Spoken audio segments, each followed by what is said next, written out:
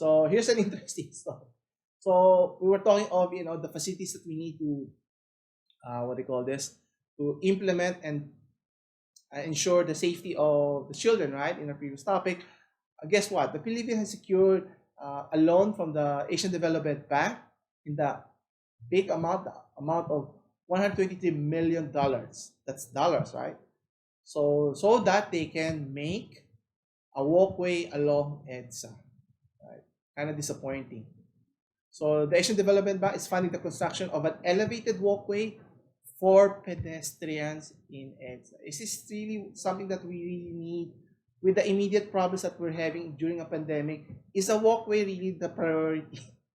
Should it be invested more, like I mentioned in the previous article regarding the health infrastructure, ensuring that the facilities in our public, offices and schools are safe and protected? Or if you're going to build a project to help commuters here, why not build more trains so that it could decongest the traffic which is along EDSA?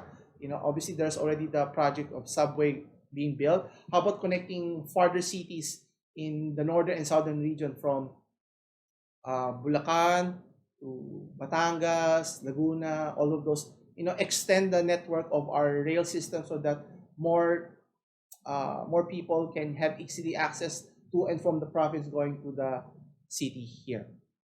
Anyway, so let's see here. There you go. Okay. So as I mentioned, the walkway is going to be a 5-kilometer walkway for each of the metro rail transit line, or the MRT3. So that's in Balintawak.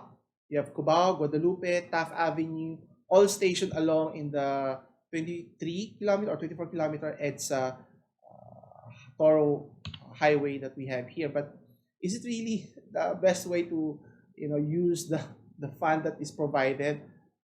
And their goal here is to create a structure for each station so that it could create elevators and monitoring system for the elderly and pregnant women. Now, I'm all for the improvement so that it's more convenient for elderly and pregnant women, but should that have been implemented in the initial building of the MRT line itself, not after the fact?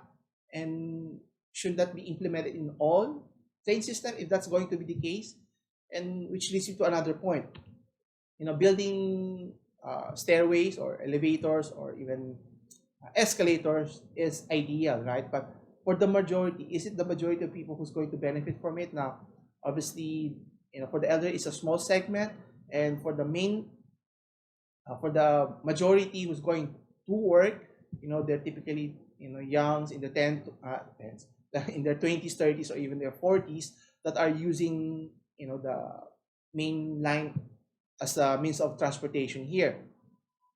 And their goal here is to encourage Filipinos to switch from private vehicles to public transport system. But again, how are you going to encourage that if you're just going to create a walkway? Not many people are living within EDSA there. So you need to connect the different cities, the different areas along Metro Manila here, from the north, the south, from the east to the west here. And I don't know, the walkway is the best way of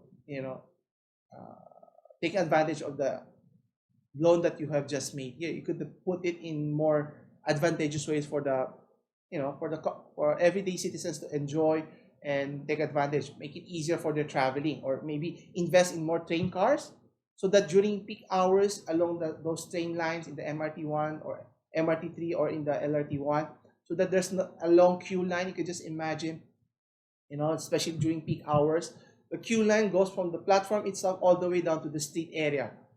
So shouldn't that be the first problem should have been addressed, considering making aesthetic improvements in our areas here? Anyway, hopefully they could allocate some of those investment not to the pockets of those who they are. Anyway, and as mentioned here, the project is not expected to deliver results and convenience quickly. So again, it's going to cause more traffic along the main road, which is, imagining creating the MRT along EDSA was a horrible experience for many motorists, right? So you want to add more of that? Anyway, Well, they said that the project construction is not going to have additional existing traffic walls along EDSA here. I will wait and see.